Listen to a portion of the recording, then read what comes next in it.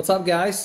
Thank you for all your requests for another video, and well, here it is. And I picked the good old hover, and I think it's one of the first maneuvers that people try to learn when they first start flying 3D. It doesn't have to be a newbie to the hobby. It could be somebody who was flying a just, you know, we have a couple guys at our field that they're in their 70s, and all of a sudden they decided to start buying Extreme Fly planes. And why Extreme Fly planes? That's because we have a warehouse, Extreme Fly warehouse, that's about 5 minutes away. So it doesn't make sense to buy any other planes. But I do have some bias to Extreme Fly planes. I think they're awesome. So I'm just going to continue fly that. And Twisted Hobbies definitely, and for this maneuver particularly, if you don't have a plane that you're willing to lose or bang up, then buy a Twisted Hobbies 3D foamy. Any will do just fine. I mean, I had about 4 or 5, and they're awesome. The last one I bought was a couple months ago, or maybe more. Time flies, and it's the Crack Laser Pro. I mean, it's an awesome plane. I bought it built from Plane Nuts RC. That's Plane Nuts with a Z, rc.com, and that would be Patrick Sessom. And he's just a super nice guy. He will. He's got always few that are built, and so you can buy them built. There's no extra cost to that. He carries batteries and props and a bunch of spare parts that if you happen to go to the same event that he is going to, and he is going to some just about every other weekend, and him and his wife are just super nice people. So give him a chance and buy from him if you could. I don't get anything for mentioning his name. It's just he's a really nice guy. And so do yourself a favor and buy a foamy and hover with that until you are comfortable. And no, there is no trick to learning how to hover. There is it's not going to happen overnight. I remember it took me probably about 6 months to be really comfortable to bring in a big gasser down. And you know, I know that there's people that would, you know, hover at 70 feet, 50 feet, 100 feet. Well, that's a dead zone for sure. I don't care if you are flying electric or gas. If that prop stops, that's the end of the airframe. Probably a prop and maybe a servo or two.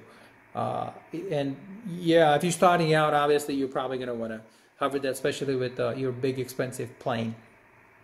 And then hovering, say at 100 feet and higher, I don't think there is any point of doing that, because there's just no way.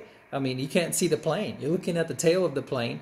You don't even, if you're hovering, you don't even know if you're in a Harrier or what's going on. So start out with the foamy, get really comfortable, fly around your house. You don't have to go to field if it's too far, and just get really comfortable. Now, real quick, I'm going to try to keep this video nice and short. If, let's say you, first of all, how do you enter your hover, right? I know that especially if you are having an issue with, if you cannot, say, do a Harrier, then you probably come in like that, but idle speed, and then boom, do a wall, and then try to hover, right? And then hoping, oh my God, am I going to get it in the hover? There you go, and then you're hovering, probably at right here or so. That's the dead zone. And now, so before you maybe even hover, and the foamy can do it too, learn to do a right side up Harrier, just like that. Just keep practicing, and that's on, you know, another video. But you know, if you come in nice and slow like that, if you can do Harrier like this, then you can hover. So you bring it in nice and slow, and there it is. Now, the biggest issue, I think, when I ask people what they worry about, is that when the plane, they don't worry about if the plane falls this way, that way, or forward, but they do worry about if the plane They say, well, what do I do if the plane starts falling towards me? Well, you give it down elevator, right? Well, to you and me, it's you would do it naturally. You don't even think about it. You just, you see the plane leaning towards you. You just give it a little bit of down elevator. But if you're having issues with that, then obviously you're not used to flying inverted. If you would, then it wouldn't be an issue. But so maybe, spend a day, maybe not a day, full day, but like a half a day flying inverted around the field, just like this. I remember my buddy and I, Chris, we would dedicate a whole flight just flying inverted. The flat turns. Still need a new transmitter. I can't trim this plane. Or just doing it regular aileron turn.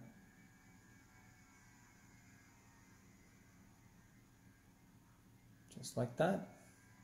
Until you get really comfortable, until it's becomes a second nature, and when you do hover, you don't have to worry about that. What am I gonna do when the plane? Ooh, am I gonna get it? No, it turned into this dirty hover or whatever it is. Okay, there you go. Let's stabilize it. Now the other thing would be, I'm not gonna get into torque roll, but if you're when you hover and it looks like this, well, then you're overcorrecting. So just calm down, take a chill pill, and just do breathe in. Don't forget to breathe for sure, and just minimal inputs. Just minimal inputs. Also, many forget that the throttle is important. You can't just set the throttle to a certain point and just hope that everything is just gonna stay there. No, there's no such a thing. So you don't pump. You don't have to be a madman and just go with a throttle like this. It's just annoying. Now, I do pump too, but not in a hover. So you can hover like that and control it. I can see some of the guys are trying to hover, and it keeps falling out of the hover, and I was saying throttle, and basically what happens is this, right? You hover, and this thing, the plane's falling, and then you don't have enough throttle, and so the plane's not going to recover. You don't have enough airflow over the surfaces. Again, we're not going to do torque roll. No, just the hover today. I'd like to do torque roll, but let's just keep it a hover. What else? Just, really do yourself a favor and just buy a foamy. Any foamy. If it's not a Twisted Hobby foamy, then from Patrick Sessom, planenutsrc.com, then you can buy it from Twisted Hobby's website, and get their setup too. Don't be cheap, and don't buy cheap servos. The planes will fly way better if you put the proper equipment in it. And just practice the hover. And there's not much of a difference between flying a foamy in a hover and flying a big gasser in a hover. In fact, I think the bigger the plane gets, the easier it is. So there it is. That's just a hover. One more thing about torque rolling. See, okay, so let's just say the plane is belly towards you, and everything except for the ailerons is reversed, right? So the elevator is reversed, and the rudder is too. But people have more issues with the rudder than elevator, and really, I think of it as if the plane is this way, and you can compare it to driving a car. If the plane is canopy towards you, and you're driving a car, say, right, and you keep your hands on top of the wheel, then right is right and left is left, right? Now, if the plane is like that, just imagine you have your hands on the bottom of the steering wheel. Then all of a sudden, right becomes left and left becomes right. Same thing if you're just flying inverted, right? In order to go to the right, you push the steering wheel to the left.